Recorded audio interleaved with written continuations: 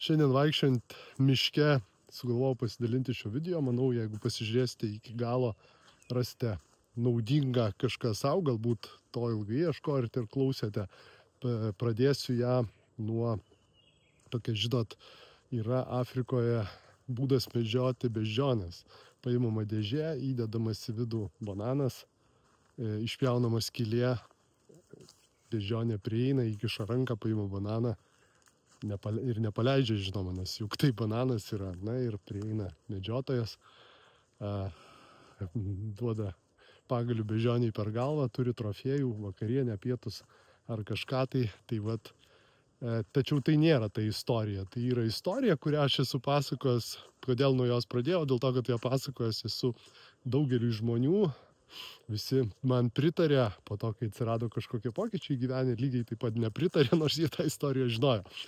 Ir nežinau, vaikščiodama šiandien atsimeniau kitą istoriją, kurią noriu su jumis pasidalinti.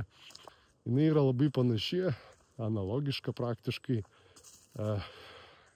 apie tokias mitinės būtybės, kurios turėjo rankas čiuptuvus.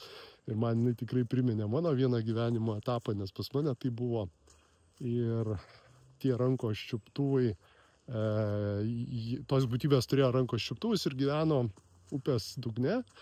Jų visas gyvenimo tikslas, būdas gyvenimo būtent buvo laikytis tomis rankomis čiuptuvais už dugno.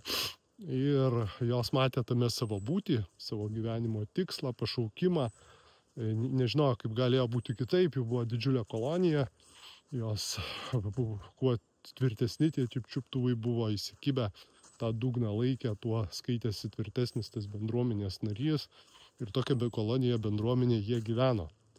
Na ir vienas iš tų bendruomenės narių paėmė ir pagalvojo, o kodėl man nepaėmus ir nepaleidus tų rankų čiuptuvų?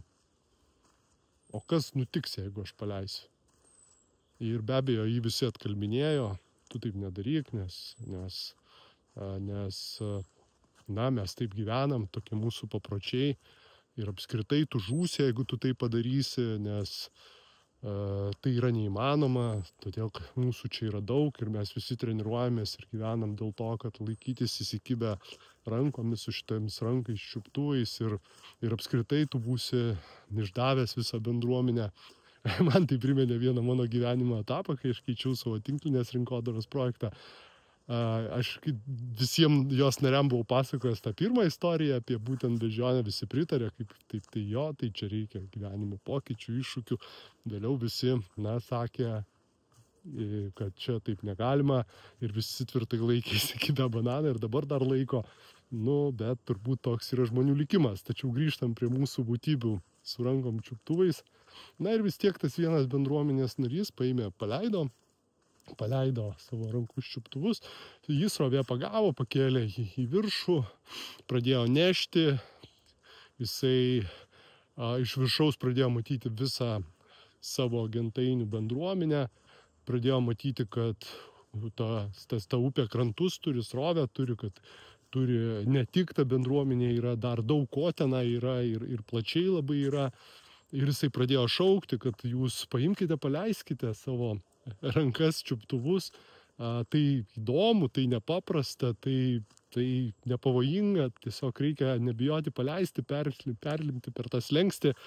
Ir čia jūs pamatysite žymiai plačiau, negu būdami prie dugno prisikabinę tais čiuptuvais. Bet jie jo negirdėjo, nes jis buvo aukštai viršuje ir sklendė toliau.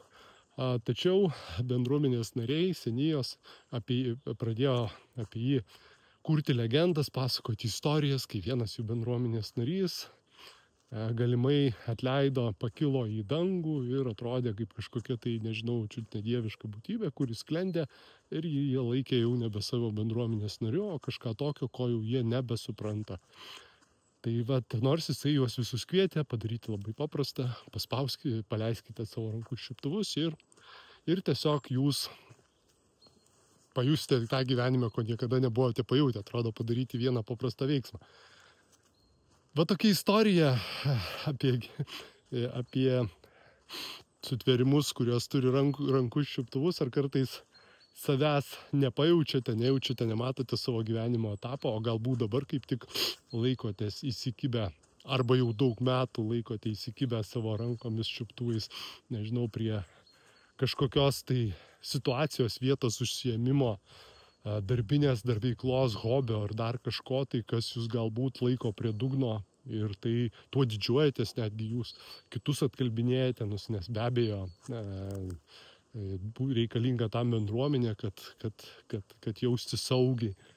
Tai atsiminkite visada tą istoriją, vaikščiodamas dabar, kai tik miške atsimeniau labai puikiai vieną savo gyvenimo etapą, kai reikėjo paleisti tik tai tuos rankų čiuptuvus, jie net nestipriai laikėsi ir tiesiog gyvenimas pasikeitė ar nusidažė kitomis spalvomis. Tai nesakau, kad reikia mėtytis, blaškytis po gyvenimą, tačiau gyvenimas visada yra tikėjimas, stovintis vanduo genda ir įsikabinimas savo tomis rankomis čiuptuvais prie dugno dažnai būna tai, kuris yra paskutinis veiksmas tam, kad mes pajudėtumėm, tam, kad mes kažkur tai pajaustumėm kitą gyvenimo skonį, kokybę, spalvas. Pasižiūrėkite, ar to nėra pas jūs. Tokia istorija norėjau pasidalinti su jumis šiandien. Manau, jinai galbūt kažkam tai bus naudinga, įdomi ir padės pasiekti arba peržengti į kitą savo gyvenimo etapą. Taigi geros dienos jums ir pasižiūrėkite, ar jūsų rankose nėra čiuptuvų ir jais jūs kažkur tai nebesilaikote.